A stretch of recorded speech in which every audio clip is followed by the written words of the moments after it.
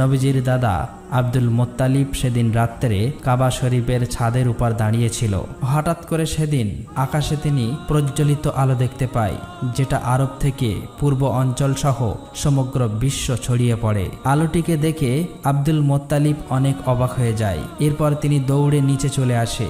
এখানে তিনি দেখেন যে কাবা শরীফের ভিতরে বিভিন্ন পূজারীদের রাখা 360টি যে মূর্তি ছিল সেগুলি সব আপনা আপনি ভেঙে পড়ছে।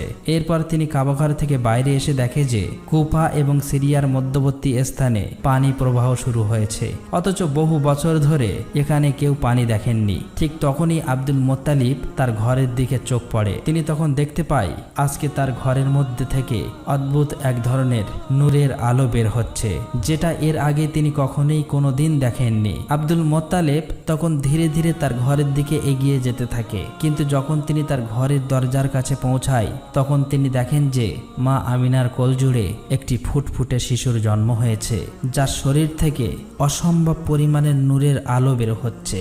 এটা দেখে আব্দুল মোত্তালিবের চোখ দিয়ে পানি চলে আসে, কারণ সেই সময়ে আরবের অন্ধকার সমাজে প্রদীপের আলো হয়ে আসেন প্রিয় নবী হজরত মুহাম্মদ সাল্লাল্লাহু আলাইহি ওয়াসাল্লাম। পরের দিন আব্দুল মোত্তালিব তার নাতির আকিকার জন্য উট জবাই করে গরিব দুঃখী মানুষদেরকে খাওয়ায়। সেখানে তাকে সাহায্য করছিল তার ছেলে আবু তালেব। তখন সেখানে আবু তালেবের বড় ভাই অর্থাৎ নবীজির চাচা আবু লাহাব আসেন, তবে গরিবদের সাথে একসাথে বসে খেতে হবে বলে বাড়ির দরজা থেকে চলে যান। আসলে আবু লাহাব অনেক অহংকারী লোক ছিলেন। অন্যদিকে মা আমিনার বুকে দুধ ছিল না, তাই শিশু নবী মুহাম্মদ সাল্লাল্লাহু আলাইহি ওয়াসাল্লামকে দুধ খাওয়ানোর জন্য একজন মহিলাকে ডাকা হয়। সে ছিল আবু লাহাবের স্ত্রীর দাসী। তাই আবু লাহাব ঘরে ফেরার পর তার স্ত্রী তার সাথে অনেক রাগারাগি করে, কেন তার দাসীকে এই কাজের জন্য নেওয়া হলো।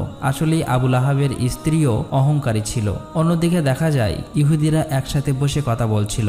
তারা বুঝতে পেরেছে কোনো এক বিশেষ শিশুর জন্ম হয়েছে, কারণ এই ব্যাপারেও তাদের ধর্মগ্রন্থে স্পষ্টভাবে উল্লেখ ছিল।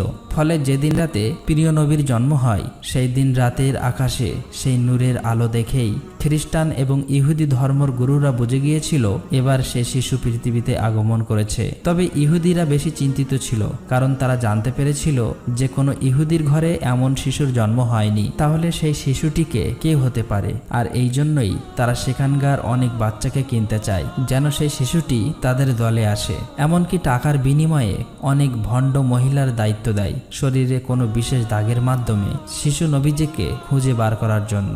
একদিন দেখা যায় বাচ্চাদের নাম রাখার উৎসব চলছে। সেখানে বিভিন্ন বাচ্চাদের নাম ঘোষণা করা হচ্ছে আর সবাই মিলে আনন্দ করছে। এর মধ্যে সেখানে আব্দুল মোত্তালিব আসেন শিশু নবীজিকে কোলে নিয়ে তার নাম রাখার জন্য।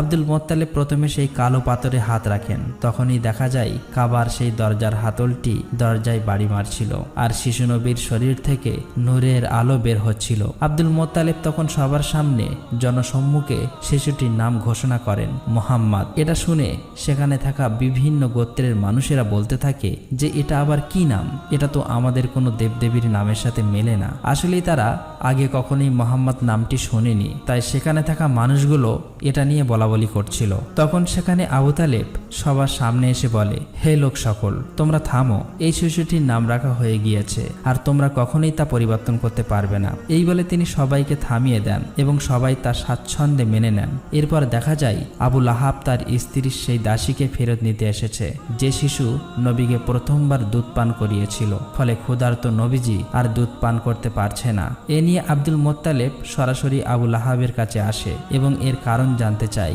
আবু লাহাব তখন বলে, ওই দাসীকে আমার স্ত্রীর উপহার